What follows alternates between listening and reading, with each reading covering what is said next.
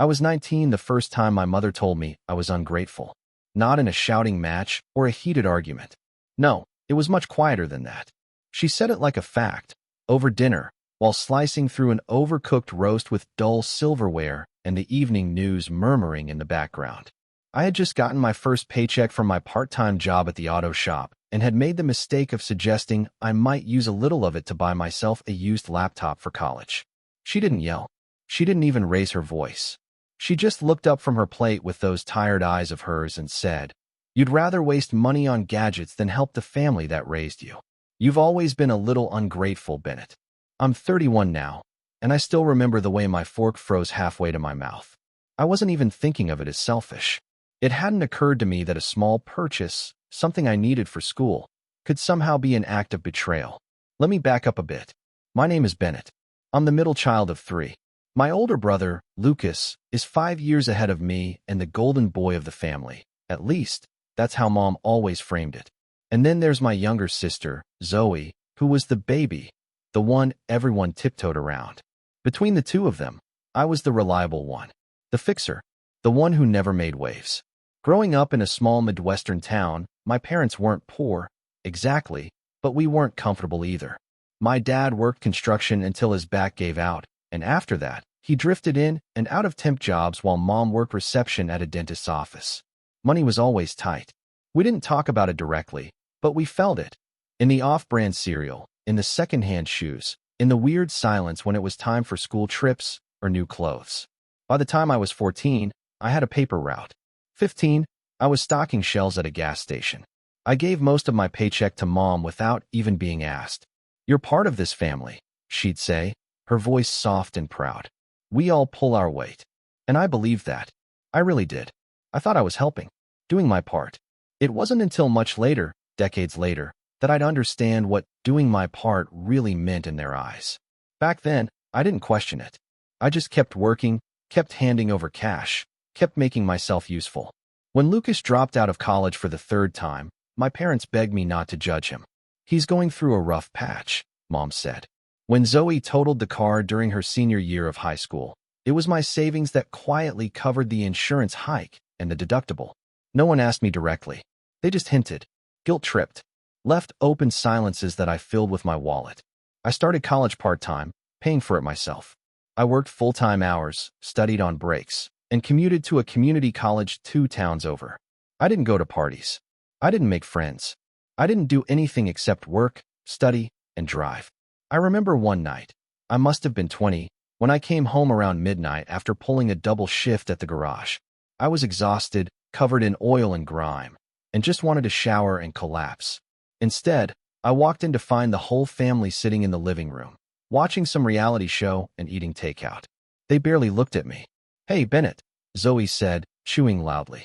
"Can you transfer some money into Mom's account?" She said the electricity bill's due. I didn't even pause. I just nodded, dumped my bag by the stairs, and said, "Sure." That's how it always was. Unspoken expectation. Assumed responsibility. I didn't argue, because arguing never went well. My parents had this way of turning every disagreement into a moral failing. If I protested, even a little, they'd act wounded, disappointed. "After everything we've done for you." Those words, that phrase, it followed me for years. "You owe us for everything." They said it when I bought my first used car instead of giving them my bonus. They said it when I declined to co-sign a loan for Lucas. They said it when I moved out at 24, into a tiny, dingy apartment that leaked when it rained and had a furnace from the 1960s. "You owe us for everything." It echoed in my head, over and over, until I started saying it to myself. I internalized it. I thought, maybe they were right. Maybe I was selfish. Maybe wanting something for myself was wrong. Even when I got promoted and landed a stable job at an engineering firm, decent pay, benefits, the whole package, I kept sending money home. I still felt like I owed them.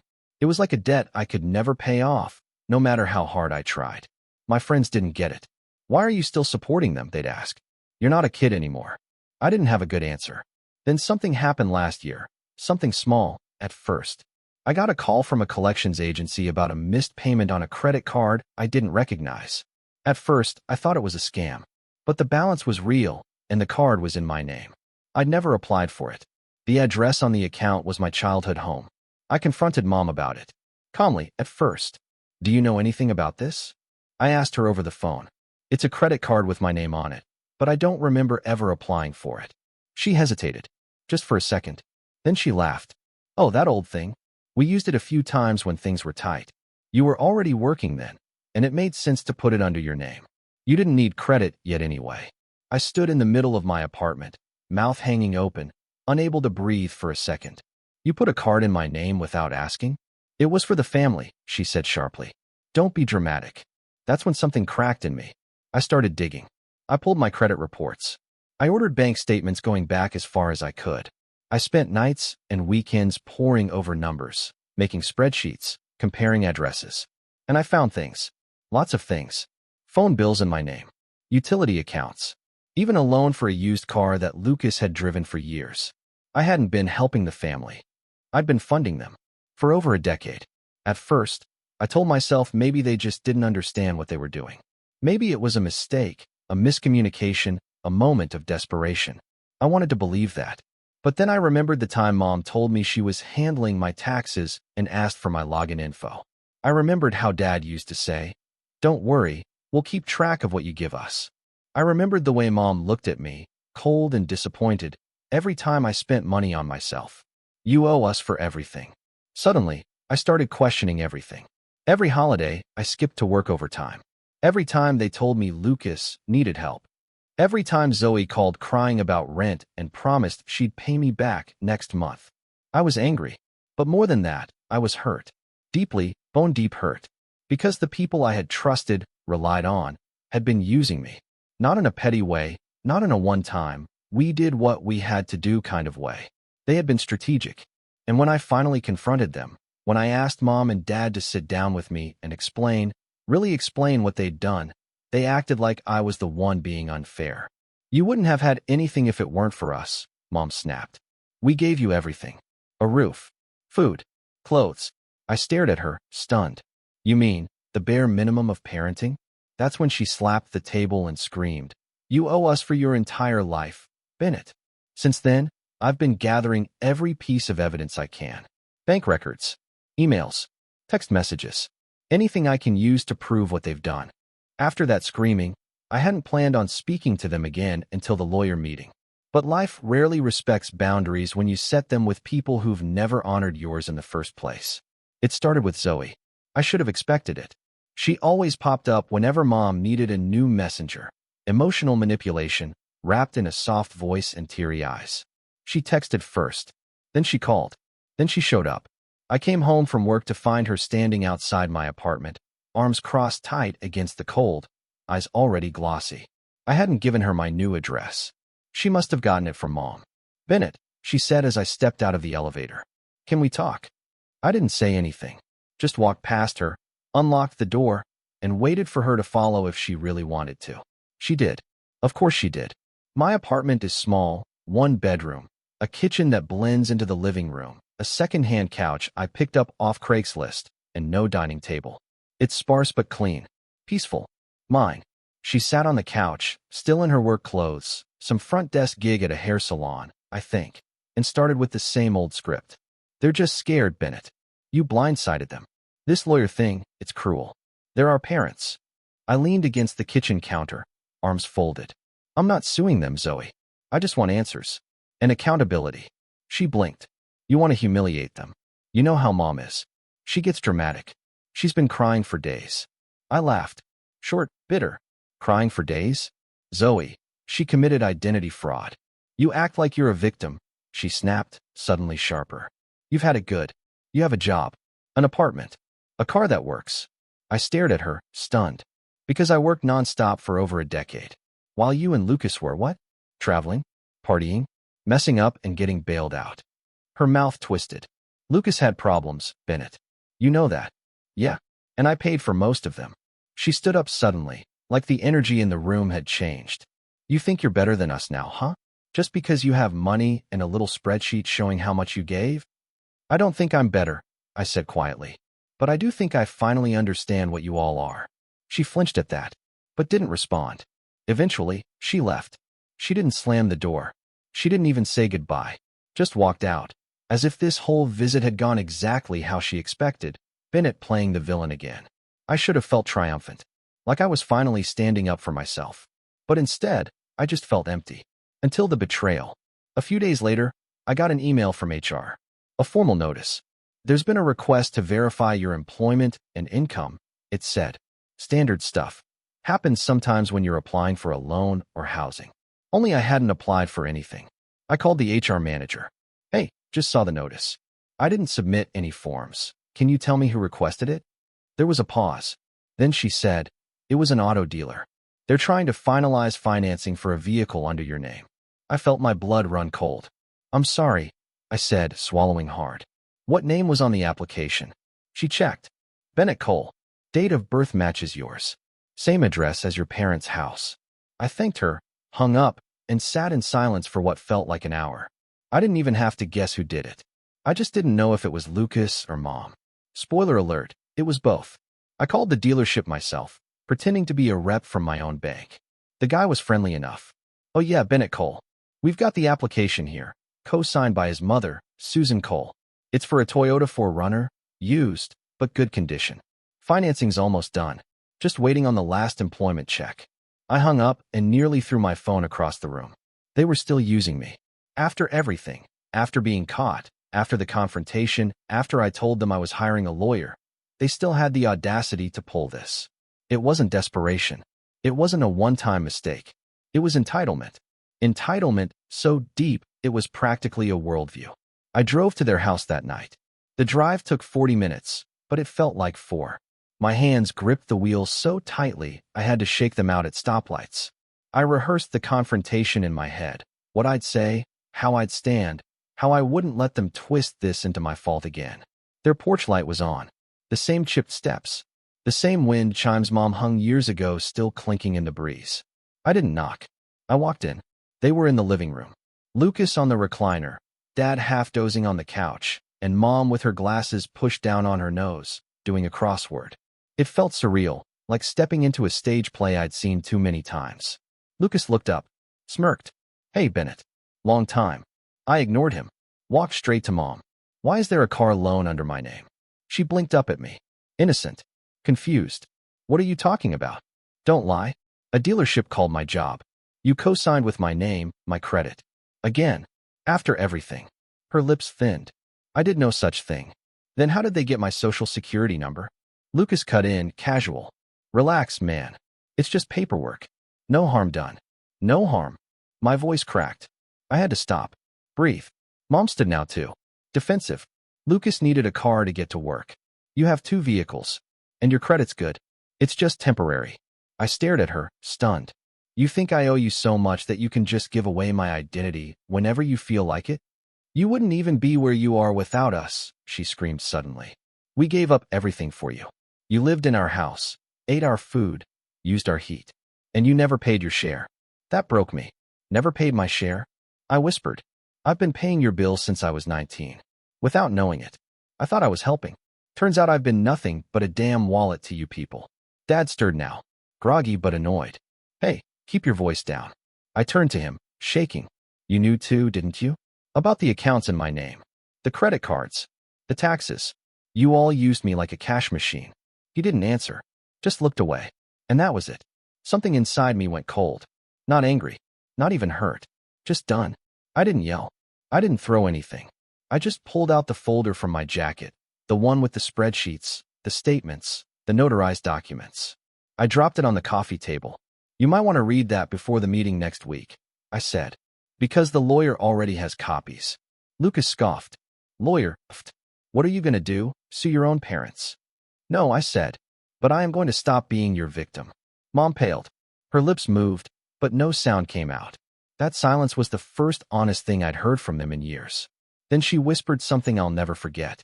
This was never supposed to be found. Not, I'm sorry. Not, we didn't mean to hurt you. Just that. This was never supposed to be found. Like I'd stumbled onto a buried truth they'd planned to hide forever. I walked out without another word. And that's when I knew this wasn't just about money. It was about freedom. And the fact that I'd never had any, not in this family. I wish I could say that walking out of that house felt like breaking free. that it was a triumphant moment where the music swelled and the weight of decades fell off my shoulders. But the truth? It was quiet, almost anticlimactic, like stepping outside after a thunderstorm, only to realize the air is still heavy, the clouds haven't cleared, and everything is still wet. The drive home was the longest it had ever felt. The lights of the freeway blurred through the windshield, and my chest ached. Not in that dramatic, heartbroken way you see in movies. More like something had caved in slowly over time, and I'd finally noticed the damage. When I got back to my apartment, I didn't turn the lights on. I just stood there in the dark, keys still in my hand, and stared at the couch where Zoe had sat not long ago, defending our parents like their unpaid PR agent. It was in that silence that the collapse started. First came the debt. Remember that credit card I discovered? Turns out, it wasn't the only one. A week after confronting them, I got hit with a notification from one of the 3 credit bureaus. My credit score had dropped by almost 100 points. I logged in to check and found 2 more accounts I hadn't opened, all under my name, all unpaid. Then came the calls, collections, loan offices, even a payday lender, which I'd never even touched. All of them asking for me, not Lucas, not Mom, not Dad, me. I felt like I was drowning in paperwork and phone calls and shame. I started showing up late to work, missing emails, skipping meals. My manager, Simon, pulled me aside after I fumbled a client report. "You good, Bennett?" I opened my mouth to say yes, that I was fine, that I could handle it. But I didn't. I just sat there, staring at the carpet in his office, and finally said, "I don't know." Simon wasn't the kind of guy to pry. He just nodded and said, "Take a few days. Figure it out." And I tried. I really did. I took those days off and sat in my apartment, staring at the walls, wondering how it had come to this. How I could have worked for years, and still have nothing to show for it. No savings, no property, no peace. Just a pile of bills I never created and a family that saw me as a walking debit card. For a while, I avoided the lawyer. I told myself it wasn't worth it. That maybe I was being dramatic. That maybe dragging this out would just make things worse. But then I got a letter from a credit union about a loan for home repairs, $12,000, taken out under my name. That was the breaking point of the breaking point. I forwarded the letter to the lawyer, James, and finally agreed to meet him in person. James was a no-nonsense guy in his 40s with sharp eyes and a calm voice that made everything feel a little less apocalyptic. He'd been referred to me by a friend, and from our first call, he'd taken me seriously. "Bennett," he said, looking over the folder I'd built, now twice as thick as before. "This is not just a civil matter anymore. What they've done, this could warrant criminal charges. Identity theft, fraud, maybe even conspiracy, depending on how many people were involved." I swallowed hard. I never wanted it to go that far. He gave me a long look. "They already did. You're just catching up." That hit me harder than I expected. Because he was right. For the first time in my life, someone saw it for what it was. Not family drama. Not money issues. But theft, manipulation, abuse. And it lit something in me. Not rage. Not revenge. Not yet. Just clarity. So I started rebuilding. Quietly. Carefully. I pulled every single one of my credit reports and filed disputes for every fraudulent account. It was a long process, and I had to fax documents like it was still 1998, but slowly, some of the damage began to reverse. I opened new accounts, real ones, with banks I trusted, changed every password, locked my credit, froze every old line they could still touch. I even got a new phone number. But the hardest part wasn't the paperwork. It was the silence that followed. Because they noticed. First, it was the passive-aggressive text from Mom. "Hope you're happy now. Your sister's crying again. We're all so disappointed in you." Then it was Zoe. "You changed your number? What kind of person ghosts their family after everything they've done for you?" Lucas never texted, but I saw his name pop up in the background of a social media post, driving that same Toyota 4Runner, smiling like he hadn't just detonated my financial life. It was like they were living in a different movie, one where they were the misunderstood victims, and I was the cruel son who turned his back on the people who raised him. But here's the thing. Every time one of those messages came in, it got a little easier not to reply. I started going to the gym. Nothing dramatic, just 30 minutes a few times a week. It gave me structure, something to focus on. A place where no one knew my name or my history or how many loans had been stolen in my name. And I started therapy. That was the hardest step, honestly. I'd always thought therapy was for people with real trauma, abuse, loss, tragedy. But my therapist, Michelle, helped me see something that changed everything. That grief isn't always about losing someone. Sometimes it's about accepting that they were never who you thought they were. We spent weeks unraveling the guilt, the fear, the warped version of loyalty I'd carried like a stone on my back for half my life. And slowly, I started to breathe again. Work got better. I stayed late, volunteered for new projects, even trained a few interns. Simon noticed. At our quarterly review, he said, "Whatever you're doing, keep doing it." I smiled and said thank you, without telling him that whatever was mostly just learning how to say no to people who never deserved a yes. I saved up, little by little. Not much, but enough to create a buffer. I even started dating. Nothing serious, but enough to remember what it felt like to talk about things that weren't responsibility and sacrifice and guilt. For the first time in years, I started imagining a life for me. A place without calls from Zoe demanding rent. Without Mom's veiled insults. Without Lucas taking out loans behind my back. It wasn't easy. In fact, there were nights where I'd lie awake, wondering if I was being cruel, if I'd regret cutting them off. But then I'd remember Mom's face when she whispered, "This was never supposed to be found." And I'd feel steady again. One night, almost 6 months after the last confrontation, I got an email from James. Subject, "We're ready." He'd finished compiling everything, documents, witness statements, recorded voicemails. It was all there. The proof. He wanted to schedule a meeting with the family. Not in court. Not yet. Just an official sit-down with a mediator, in a legal setting, to present the facts and give them a chance to respond. And this time, they couldn't dodge it. They couldn't guilt-trip me out of the room, or change the subject, or cry their way into a new narrative. It would all be in writing. All admissible. All real. I didn't reply to James right away.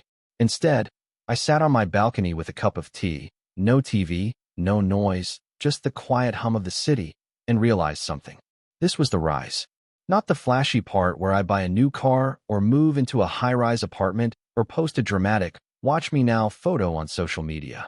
But the quiet part. The part where I breathe. Where I remember that I'm not who they made me out to be. I'm not ungrateful. I'm not selfish. I'm not a bad son. I'm just free. And maybe, for the first time, that's enough. But freedom wasn't the end. Because the next time I saw them, it wouldn't be at home. It would be across a polished table, under fluorescent lights, with James flipping through a folder of receipts and statements and cold, hard truth. And they would have to face what they'd done. No more denial. No more guilt. No more hiding. Just the facts. I confirmed the meeting with James the next morning. No more delays. No more hesitations. No more waiting for them to show an ounce of remorse they were never going to give. James scheduled the mediation at a neutral legal office downtown. A quiet, sterile space with heavy wood doors and pale gray carpeting that swallowed sound. It wasn't a courtroom, but it might as well have been.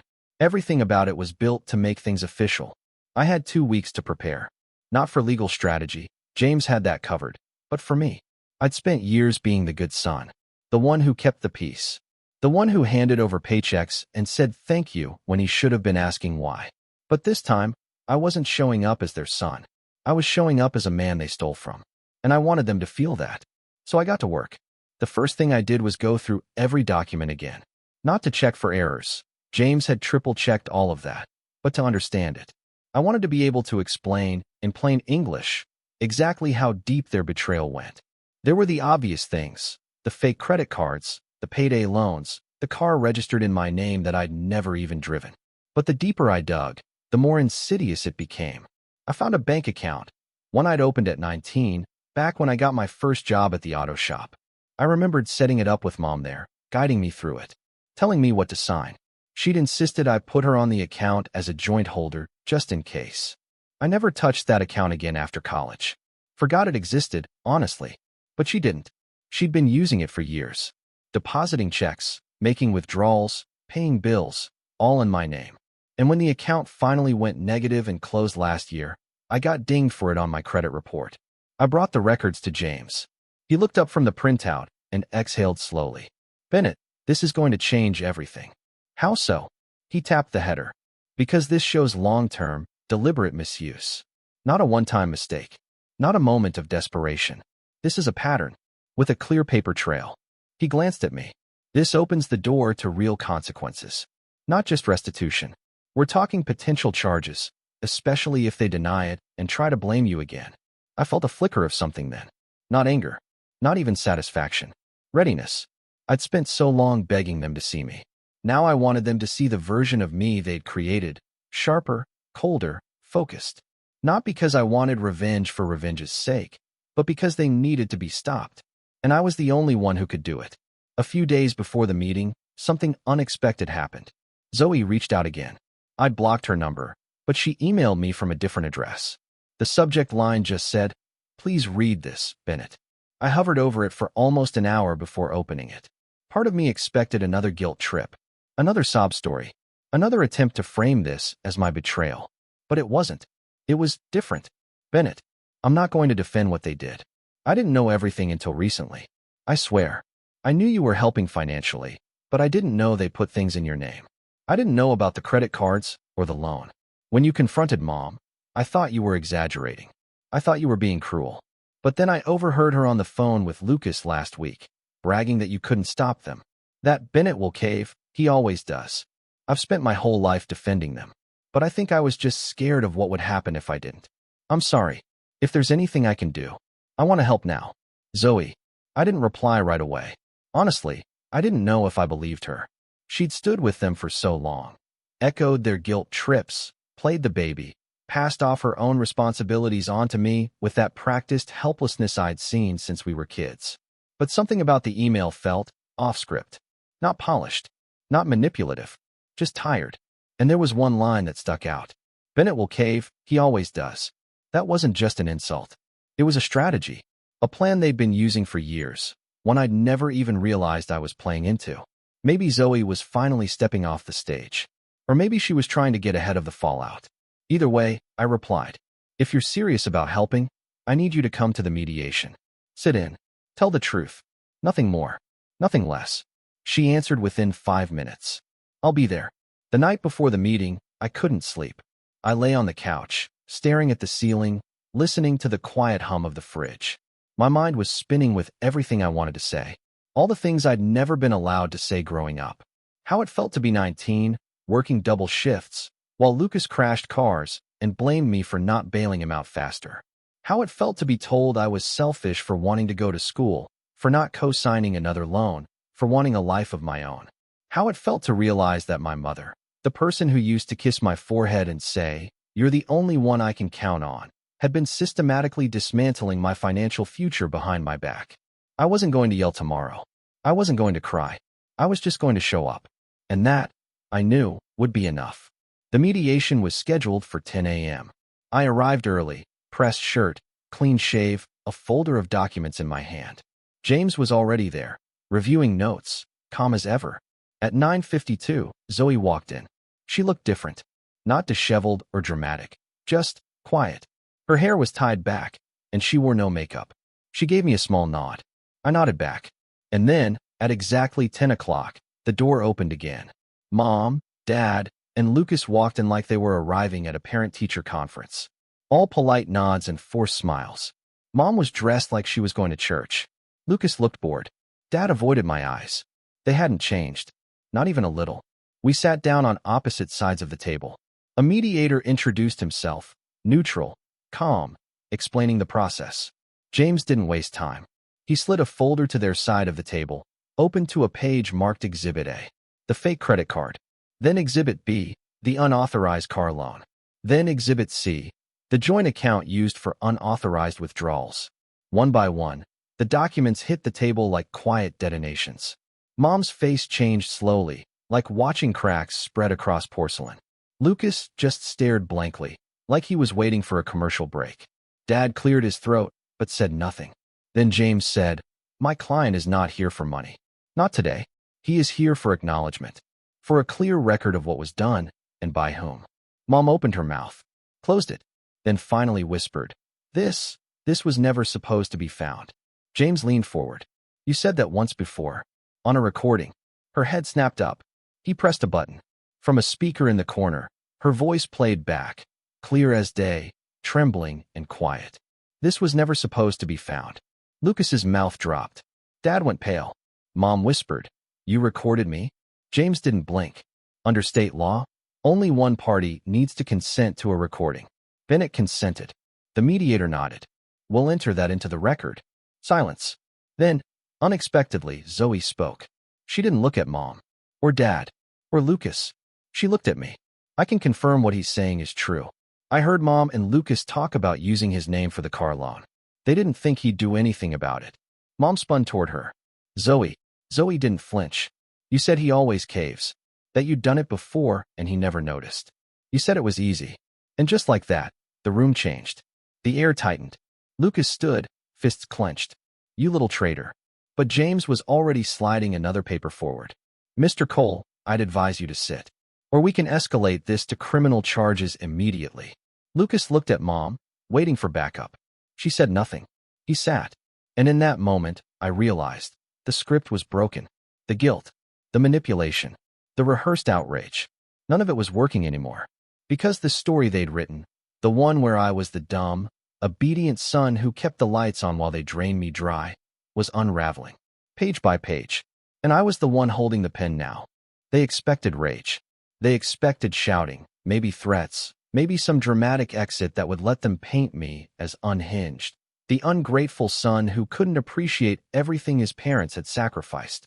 But I didn't give them rage. I gave them structure. At the mediation table, once the evidence was out, once the fake tears stopped flowing and Zoe's testimony drove the nail in, James turned to me and nodded. It was my moment. I pulled a second folder from my bag. Labeled, printed, stapled. Each copy addressed to a specific person across the table. Mom, Dad, Lucas. One by one, I slid their envelopes toward them. This, I said calmly, is what comes next. Inside each envelope was a legally binding agreement, drafted meticulously by James. Reviewed 3 times. Not harsh, but absolute. A full confession, signed and notarized, acknowledging the use of my name, credit, and identity for financial purposes without consent. A cease and desist on all further attempts to use my information.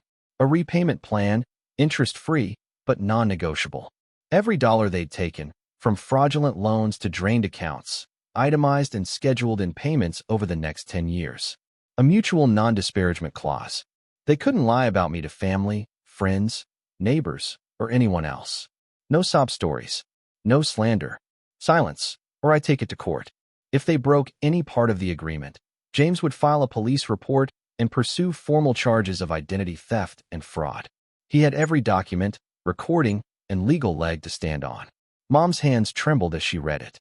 Her mouth opened, likely to protest, but no sound came out. Lucas scoffed and shoved the papers back across the table. You think I'm signing this? James didn't even look at him. Then I'll see you in court. Your signature on the loan documents, matched to security footage at the dealership, is already in our possession. I don't think prison will be very forgiving over a forerunner. Lucas went pale. You wouldn't. I wouldn't need to, I interrupted. The law would. You made sure of that. Dad looked stunned. Not angry. Not wounded. Just tired. Like a man who realized the whole game was over and he was too old to start a new one. He reached for a pen. Dad, Mom said sharply, don't. But he signed, then slid the folder back across the table with shaking hands. I didn't know it would go this far, he said quietly. And I believed him. Maybe he didn't. Maybe he let it happen in the name of keeping the family peace, the same way I used to. But that didn't make him innocent. It just made him passive. Mom signed next. Reluctantly. Rage simmering just beneath the surface.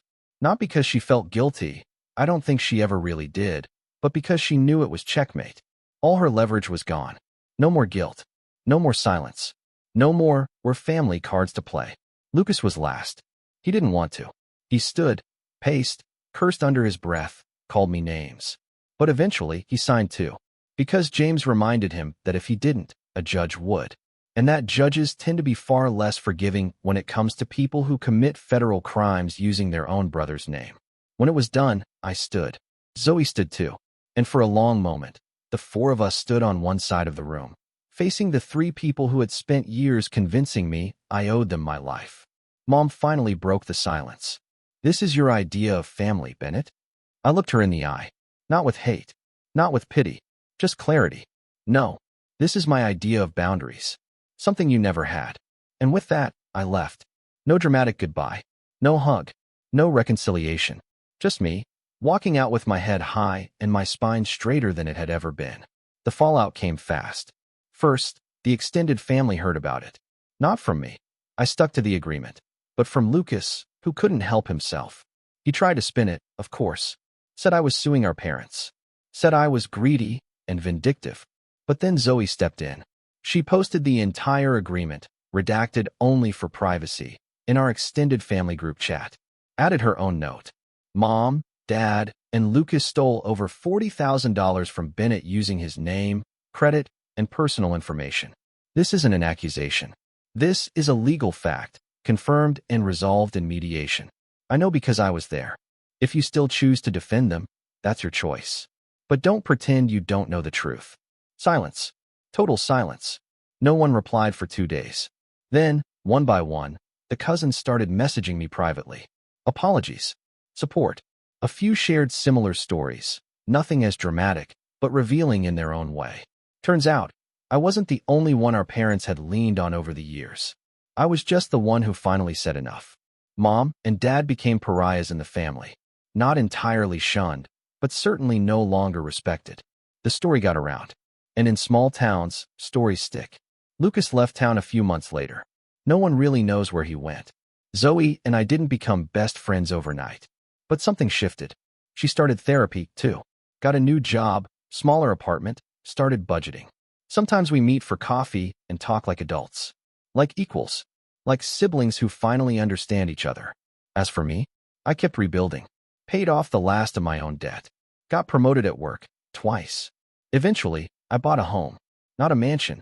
Not some revenge fantasy palace. Just a cozy 2-bedroom with a backyard and a sunroom where I can read on weekends. It's peaceful. It's mine. One afternoon, I was unpacking a box of old papers and found a copy of my very first paycheck. From when I was 17. $182.11. I remember being proud of that number. Proud to help.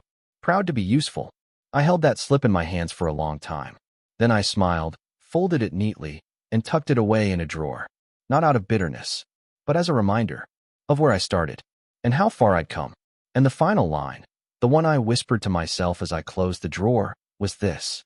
I don't owe them anymore. Not a single thing.